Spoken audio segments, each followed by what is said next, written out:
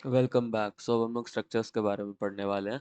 तो स्ट्रक्चर्स क्या होता है कि structures in C allows you to organize related data into custom types, making it easier to manage and manipulate complex data structures. अब देखो, हम लोग के पास बहुत सारे डाटा टाइप्स होते हैं, तो हम लोग ना उसको एक स्ट्रक्चर के अंदर डाल देते हैं। ठीक, अब हम लोग के कस्टम डाटा टाइप्स वो बन जाते हैं, जैसे इंट का डाटा और ये सब हम लोग एक कस्टम डाटा टाइप में डाल देते हैं। तो चलो, इसका एक एग्जांपल है, मैंने पहले से ही नोट करके रखा है। ठीक, तो स्ट्रक्चर को डिफाइन ना ऐसे करते हैं। तो देखो, पहले मैंने हेडर दे दिया। अब स्ट्रक्चर को डिफाइन करने के लिए स्ट्रक्ट कीवर्ड का यूज होता है। स्ट्रक्ट कीवर्ड, फिर उसके बाद जो उसका नाम होगा।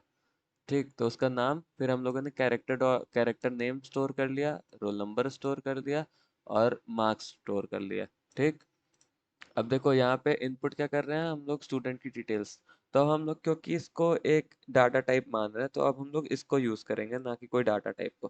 पहले स्ट्रक्ट स्टूडेंट को सेव कर लो, फिर उसी के आगे जो है उसका एक ऑब्जेक्ट बना लो, ऑब्जेक्ट या पॉइंटर। पॉइंटर बना लिया इसका।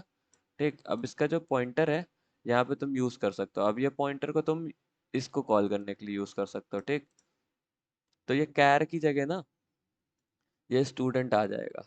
ठीक, तो ये कॉल कर सकते हो, एंटर स्टूडेंट नेम, तो यहाँ पे स्टूडेंट ऐसे नेम एंटर कर सकते हो। फिर enter roll number, roll number enter कर सकते हो। ठीक, और फिर यहाँ पे जो है एंटर मार्क्स ऑन 3 सब्जेक्ट, और फिर 3 सब्जेक्ट के मार्क्स एंटर कर सकते हो। ऐसे ही तुम डिस्प्ले भी करा सकते हो, स्ट्रक्ट स्टूडेंट स्टूडेंट। लेकिन देखो यहाँ पे स्टार नहीं यूज हुआ है, क्योंकि यहाँ पे हम लोगों ने कोई को चेंज करना है नहीं। तो हम लोग को सीधे सीधे सिर्फ कॉल करना है। कॉल करने के लिए डॉट फंक्शन रहता है। अगर तुम लोग को इनपुट लेना है उसके लिए तो एरो फंक्शन का यूज होगा, कॉल करना है तो डॉट फंक्शन का यूज होगा। ये चीजें, दोनों चीजें याद कर लो। फिर उसके बाद स्ट्रक्ट स्टूडेंट स्टूडेंट, अब हम लोगों ने स्टूडेंट 1 नाम का उसका एक ऑब्जेक्ट बनाया। ठीक, enter the details of student, तो यहाँ पे डिटेल्स ऑफ स्टूडेंट, और फिर प्रिंट करा दो स्टूडेंट डिटेल्स के बाद डिस्प्ले करा दो स्टूडेंट डिटेल्स को। तो अगर तुमको नहीं समझ में आया, पहले ये कोड चला के दिखाता हूँ। एंटर डिटेल्स ऑफ स्टूडेंट अनुज शुक्ला।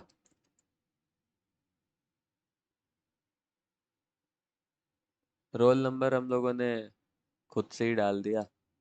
ये तो भाई नई चीज हो गई एकदम। चलो फिर से करके देखते हैं, शायद मेरी कोड में कुछ एरर हो।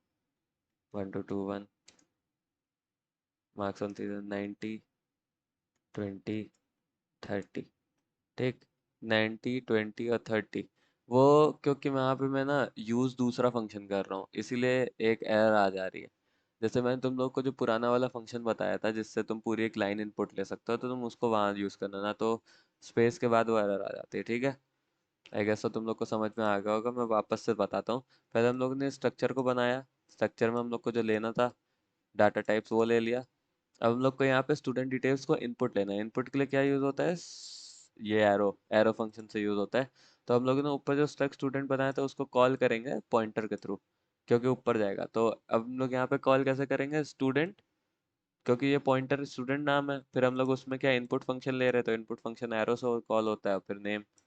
ठीक, अभी यही सेम चीज तुम यहाँ रोल नंबर के लिए करोगे। अब तुम ये पूछोगे यहाँ पे रोल नंबर के लिए M% क्यों लगा हुआ है, क्योंकि ये इंटीजर है और ये भी इंटीजर है, यहाँ पे तो M% लगता ही है ना। ठीक, अब वैसे ही तुम लोग इधर आ जाओगे और तुम लोग इसको प्रिंट कराने के लिए क्या करोगे।